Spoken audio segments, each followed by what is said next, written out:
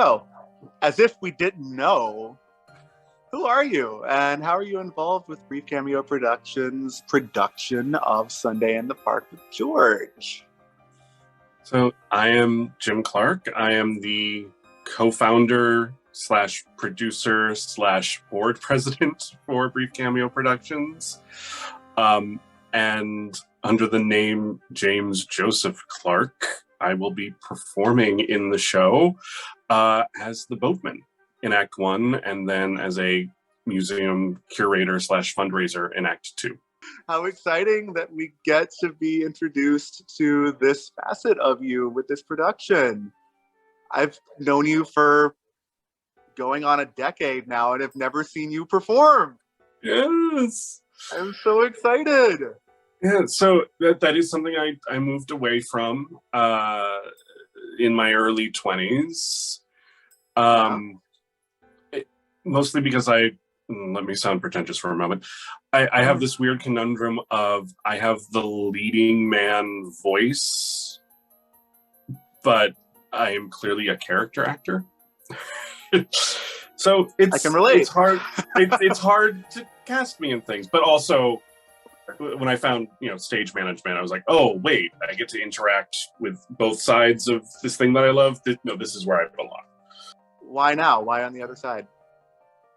So when Alan and I were talking about what the next Brief Cameo show was going to be, and he mentioned Sunday in the Park, I brought up that it was actually a show that I've done before.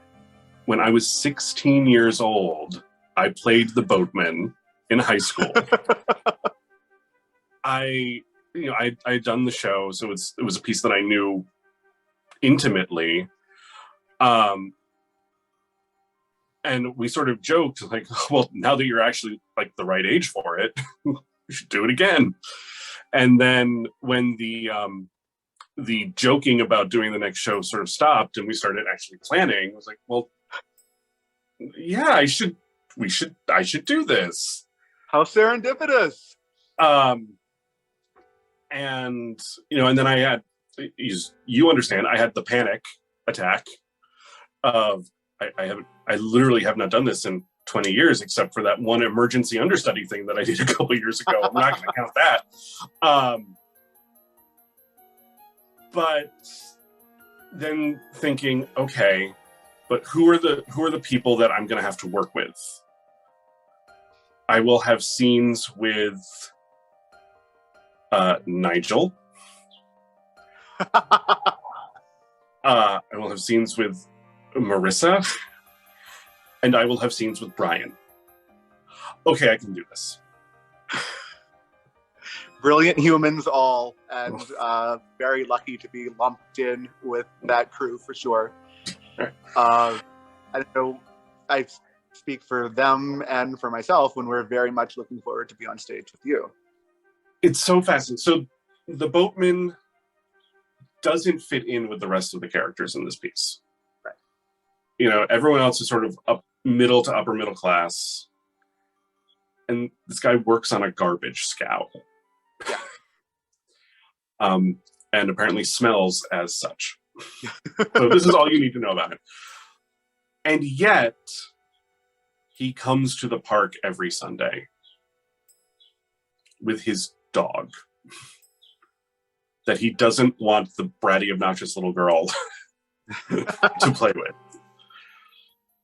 So there's something about him that it wants to be these people out strolling on Sunday.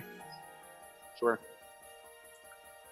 And I think it's also very telling that at the top of Act 2, when everyone has their monologues about what George meant to them and how they felt about his death, the boatman goes last.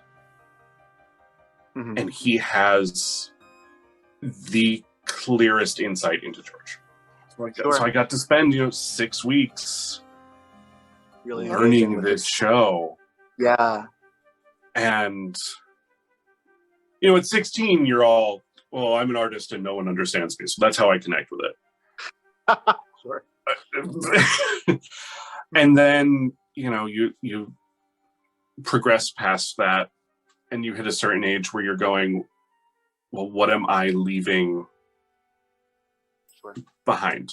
But I think it was probably my early 20s when the second act clicked for me. And I was like, oh, it's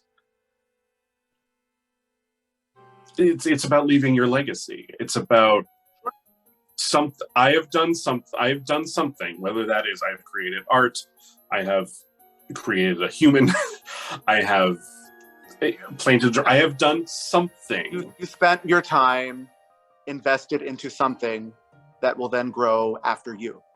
That it then ripples out and affects future generations. However it does.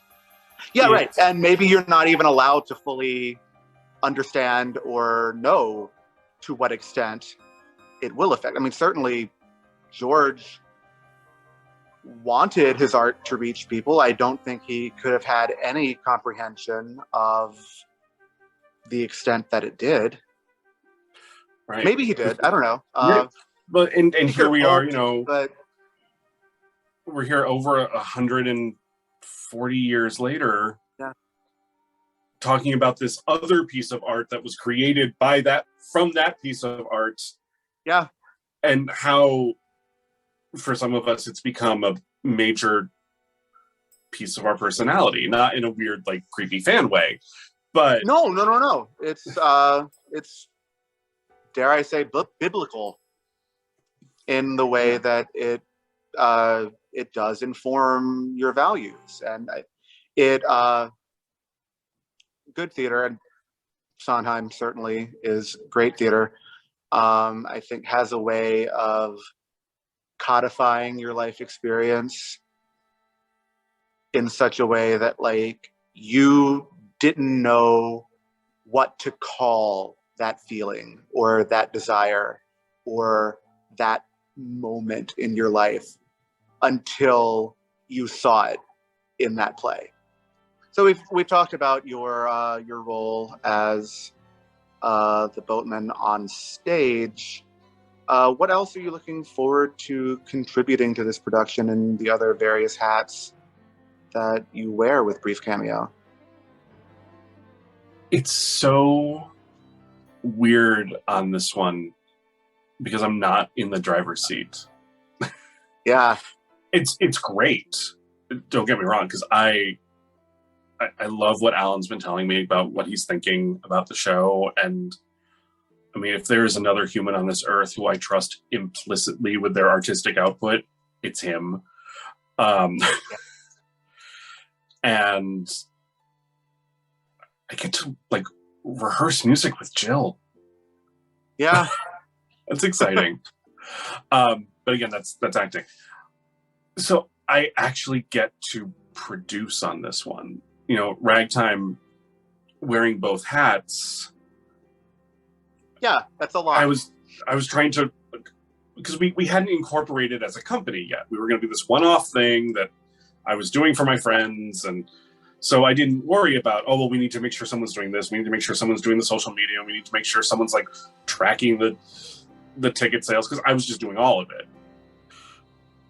So I'm looking forward to, in a way, handing all the artistic stuff over to Alan and Jill and just helping them create. Like, yes, and at some point I do need to be like, okay, no, I need to focus now on what's that note? When do I come in? Okay. Sure. But getting to do the running of the company with less artistic pressure is going to be interesting. And what a gift that you are able to hand it off. Yes. Yeah. And to have somebody like Alan, who I agree is so artistically trustworthy that it's going to be in good hands. On that note, what are you most looking forward to with this particular production? I'm looking forward to getting most of the gang back together from Ragtime. Mm-hmm. It's a smaller cast, so it's 17 instead of 24. so not everybody's undertaking. Yeah, so not everyone's going to be back just because not enough roles. But I'm very excited from a producer standpoint to get everybody back that we're getting back and bring in new people. From a performer standpoint, I get to perform with y'all. Like, yeah, it's gonna be fun. And I get to flex those muscles again, which I haven't, both physically and metaphorically, which I haven't done in a while, and on a piece that I love so much. In that same vein, why this show in this moment?